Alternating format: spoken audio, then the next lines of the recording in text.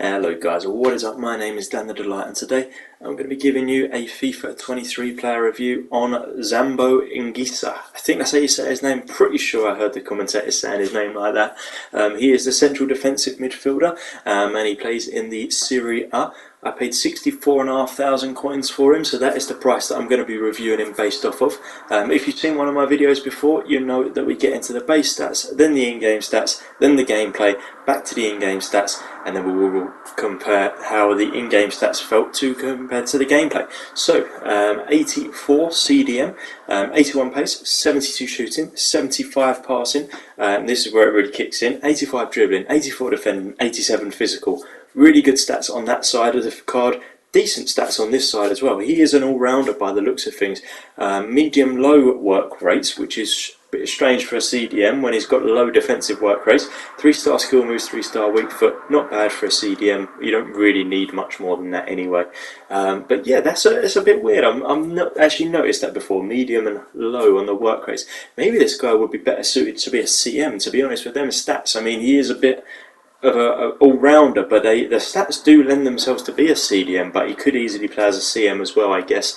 But yeah, 6 foot tall. I'm expecting him with that physicality. He's not going to be budged. He might be like Chris Smalling, if you saw my review of him, where he just sort of runs into you and gets the ball. I'm hoping that's what it'll be like. But yeah, let's get into the in-game stats in just a moment. If you do like the video, please do give it a thumbs up. It would help me out tremendously. Hit the subscribe button for more videos like this, and there will be a link in the description down below, which will be full of FIFA 23 player reviews. So let's get into the in-game stats now. So 81 pace made up of 80 acceleration and 81 sprint speed. So some really good stats there. I mean, 81's a decent pace, and then they're close to each other. So I like that. That means that the pace isn't going to drop off. In anything, it might slightly by one notch get a bit quicker as you go along. But yeah, I don't think it'll be doing much running. I mean, his dribbling is very good, but I just don't see us doing much running forward with him, to be honest. 72 shooting. This is strange. It's all over the place, really.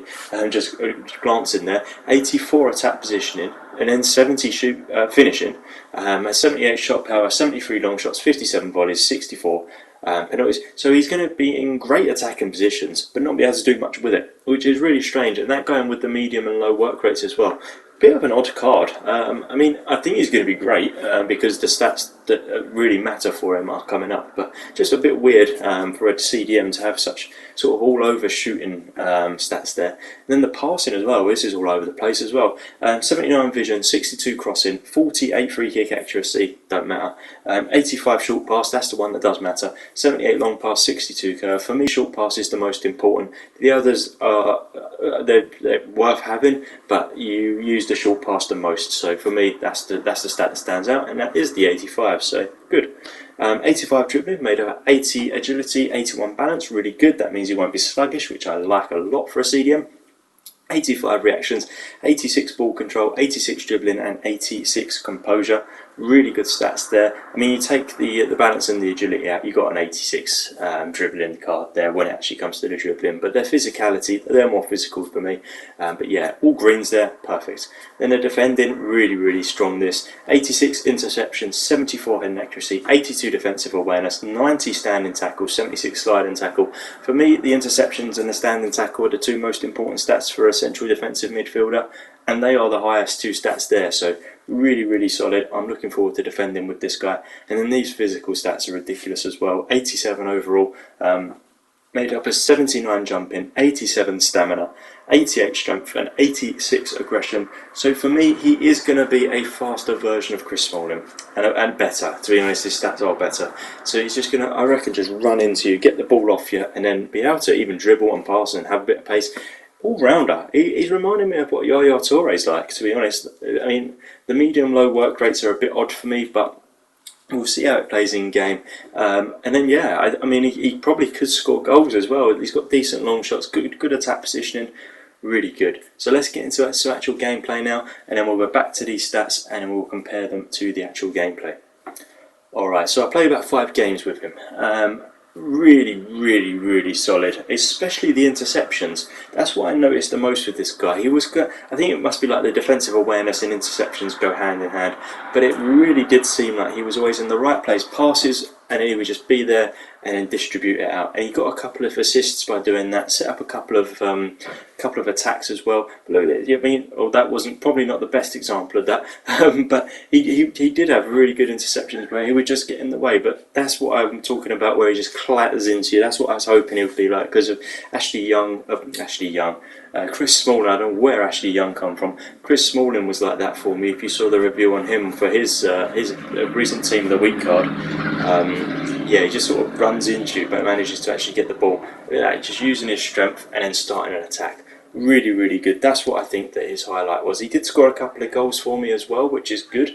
You don't really expect that from a CDM too much, but I think it must be his attack positioning was getting him forward a bit. But yeah, just really, really solid, to be honest, all round. But yeah, I think this is a goal here from him. Again, on a good run as well. I mean, he had pace, he's got the dribbling. You can see there that he can clearly dribble, beat like 6 players and then puts it in the back of the net. So what more can you want from a CDM? One that defends well for you, but can also put the ball in the back of the net, got a bit of pace and can set up some goals. Really, really solid. I did enjoy playing him. I don't know why he was so far up, to be honest, but he was, and he did get, I think he scored twice for me, which is quite rare, I guess, for a CDM. So yeah, really good. But again, the interceptions was good, and just running into people and getting the ball, I think, is his strength. Yeah, back to the in-game stats now. So the pace at 81. How am I feeling about that? I feel like he maybe had a little bit better than that, but you could probably leave it at 81. I'm going to bring it up to an 82 just because it did feel pretty good. But yeah, 81 is still a good stat, and you won't notice that one little notch, I guess. Shooting at 72, I'm actually going to increase because he did score a couple of goals. Now, he did have a few chances where he just pulled them wide, which I felt were a little bit annoying, but he's a CDM and he has got low finishing anyway. I'll bring his shooting up to like 74, which still isn't good. Well, I mean, it's okay for a CDM, but it's not his forte. It's not what you're going to want to be doing with him.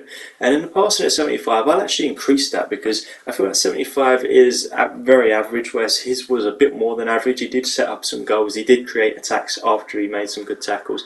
So I'm going to bring that up to about 78, which I think is fair. I really do. And an 85 dribbling is a really good stat.